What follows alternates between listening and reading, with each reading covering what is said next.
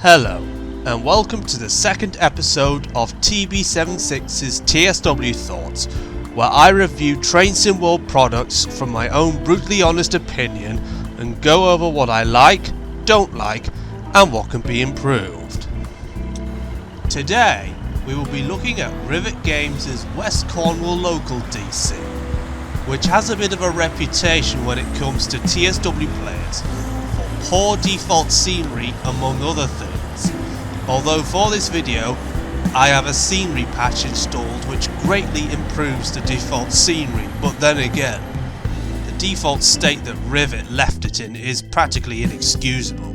The saving grace of this route is that it is set in the sectorisation era of British Rail before privatisation, has challenging gradients and the St Ives branch. I've brought this forward as Birmingham to Crewe is still awaiting the updates, but they did not come with the latest TSW core update, so I brought this and two other reviews forward until the updates are released. With that out the way, let's get into the overview. The West Cornwall local route runs for 44 miles between Penzance and St Austell in Cornwall, part of the Cornish main line between Penzance and Plymouth, plus the 4-mile long St Ives branch line. However, as mentioned, Rivet cut the route coverage at St Austell. The route itself is set in 1991, during the sectorisation period of British Rail, and when the section between Truro and St Austell was still largely single track as a result of 60s rationalisation. It has since been redoubled. There are also long stretches under one signal block, going on for miles on end, which would have been accurate for the time. So, you could be stuck waiting at a red signal for a long time until the other train in the section has cleared it. The line is also part of the former Great Western Railway's London Paddington to Devon and Cornwall route, which the Riviera line, one of TSW6's core routes, is also part of. Back during the days of Steam, the Cornish main line played host to two of GWR's named expresses, the Cornishman and the Cornish Riviera Express, the latter of which is replicated here with a GWR King on the Riviera line in the 50s route in Train Simulator Classic. The Kings hauled the train as far as Plymouth, where it was replaced with a smaller Hall or Grange class to take the train over the Royal Albert Bridge and onto the windy and twisty Cornish main line. The train included for the first time in West Cornwall local is the Class 150/2 Sprinter in Regional Railways livery of the early 90s. Here is a side-by-side comparison of the subsequent 150s in Cardiff City Network and Riviera line against the original.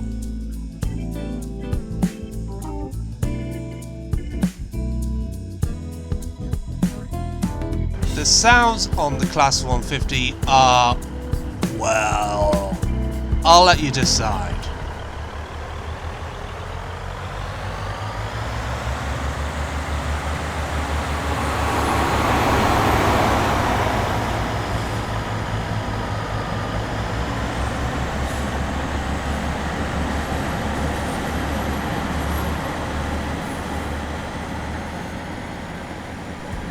The sounds of the flanges reminds me of rubbing a glass bowl for some reason.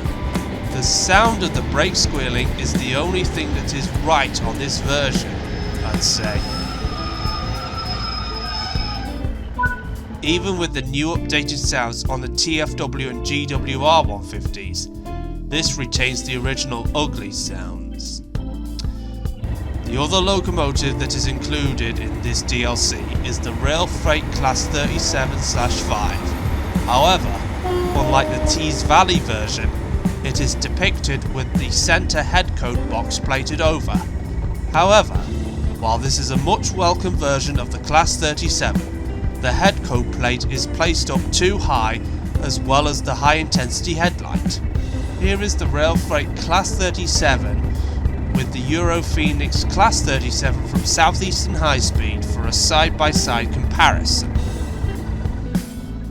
If you have the Blackpool branches route by Just Trains, the Class 142 Pacer layers into the route, which is semi-accurate, as the Pacers did run on the Cornish branches in the late 80s, carrying the unique chocolate and cream skipper livery, as a hark back to the GWR and Western Region colours. However, the Class 142s were not an overall success in Cornwall, due to their fixed wheelbase causing loud flange squeal and their ride quality. So by 1991, when the route is set, they were no longer running on the Cornish branches or in Cornwall. But I'm recreating the skipper scene here on the St Ives branch line. If you have Northern Transpennine installed, you can run Penzance to London Paddington services, mainly with the Class 47, as I prefer to use the high-intensity headlight Class 47s from Just Trains' catalogue rather than the pre-high-intensity headlight Class 47 on NPT. However, these services are inauthentic, as services from London to Devon and Cornwall would have been run by Valenta-powered HSTs, which are not included, nor do we have a backdated Valenta/Intercity Swallow HST in TSW. The best I could manage for my 80s BR TSW video was the VP185 Class 43 power car coupled up to the Mark IIIs from Preston to Carlisle. We really need a backdated Valenta HST for this to be authentic, but that is just one of many problems with this route, unfortunately. The addition of the St Ives branch between St Erth and St Ives, but however not the Falmouth branch, adds an additional 4 miles of track to the route, towards the seaside resort of St Ives on the north coast of the peninsula. As a side note, it is not the only St Ives in the UK, as there is St Ives near Huntingdon in Cambridgeshire, or was once Huntingdonshire, St Ives in Dorset, or much nearer to me, the St Ives estate near Bingley, West Yorkshire. The other intermediate stations on the line are Lelant Saltings, Lelant, and Carbis Bay. Another fun fact, on the year of the DLC's release in 2021, the G7 Summit was held at Carbis Bay. Out of the intermediate stations on the St Ives branch line, Lelant Saltings is the least frequently served, being served by only a few trains a day, and trains normally pass through Lelant Saltings without stopping. So that was an overview. Now there is a lot to unpack on my thoughts on this route, and you better buckle in. What I like? Well, for one, the challenging and windy nature of the line where grades can get as steep as 2%, and that especially harsh climb out from Lelant to Carbis Bay on the St Ives branch. The line going over more difficult and challenging terrain makes for a more interesting driving experience than routes that are just flat or nearly always on a flat level. You really need to watch your speed. The addition of the St Ives branch is much welcome, and I really think that this is my favourite part of the route. Despite the overall atrocious quality of the default scenery, there are two bits that really stand out. The inclusion of Truro Cathedral, which can be seen over the viaduct in Truro, and the recreation of the old Cornish pump houses that use steam engines to pump water out of the mines, as Cornwall was a centre for tin and copper mining back then. Although the floor... the modelling of the stations, well, is overall okay, but enough to have that ex-GWR atmosphere to them, which is nice, especially at Camborne and Truro. You also have the option to do shunting/station pilot work with the Class 08 at Penzance, which is good as well. But that's about where what I like ends. What I dislike? Oh boy, where do I start? For one, it goes without saying, the scenery in its default state, and even with the scenery pack installed, there are still bits where the bad scenery shows its ugly face.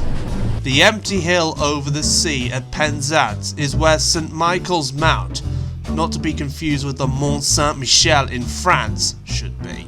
The fact that it has not at least been replicated, or at the very most modelled, is absolutely not good, and spoils the coastline view with an empty hill in the middle of the ocean where the castle/chapel should be. West Cornwall Steam Rail Tour Pack.